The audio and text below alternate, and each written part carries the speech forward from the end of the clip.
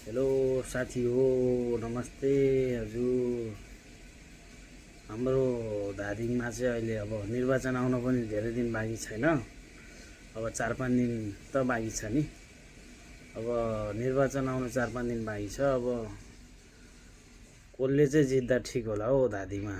आशिका तामाङले जित्दा ठिक होला कि राजेन्द्र पाण्डेले? अब धादिङ क्षेत्र नम्बर 1 मा त अरूको खासै चलपल छैन। यही अब घन्टीको र अब तारा चिन्हको चलपल अलिक धेरै छ भन्छन् क्यारे नेपालतिर। हामी त अब परदेशतिर छौँ।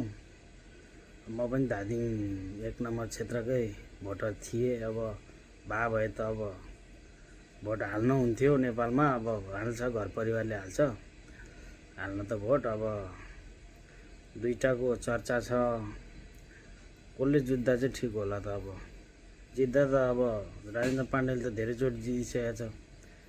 आशिका तामाङले जित्दा ठिक हो नि। हुन चाहिँ नयाँले जित्दाखेरि राम्रो होला कि जस्तो लाग्छ मलाई चाहिँ। अब के होला त? अब राजेन्द्र पाण्डेको नि खोइ चलपल राम्रै छ भन्छ धादिङतिर। अब यसो गाउँतिर फोन गर्दाखेरि घन्टीले जित्ने हो कि ताराले जित्ने हो? अब खोइ अन्यलमा छु हो, अन्यलमा। जित्न चाहिँ राम्रो हुन्थ्यो क्यारे नयाँले जित्दाखेरि। अब के हुन्छ हेरौँ। अब चुनावको परिणाम अब 4-5 दिन त बाँकी छ नि। अब जनताहरूले कसरी भोट दिन्छन्, अब बुझ्ने जनताहरूले अब देला नि नयाँलाई नै भोट। के गर्ने? अब यस्तै छ नेपालमा राजनीति, अस्थिरता छ। देशको अस्थिरता अलि गतिलो छैन। देश बनाउनु पर्ने छ।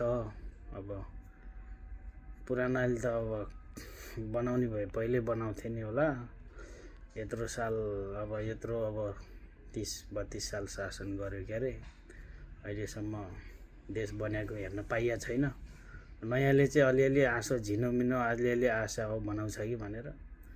पुरानाको त आश छैन। अब पुरानालाई भोट नदिए नि हुन्छ। अब हुन त अब खोइ अब धादिङमा छन्, जनताहरू छन्। अब गाउँको जनताहरूले अलि बुझ्दैनन्, बजारतिरको जनताहरूले बुझिसकेका छन्। अलि गाउँतिर लेखतिरको जनताहरूले बुझ्दैनन्। अलि धेरै बेर लाग्छ क्या सम्झिनलाई उनीहरूलाई। अनि अलिअलि रक्सी र मासुमा पनि बिकेको हुन्छ। त्यही त हो नि गाउँतिरको मान्छेहरू।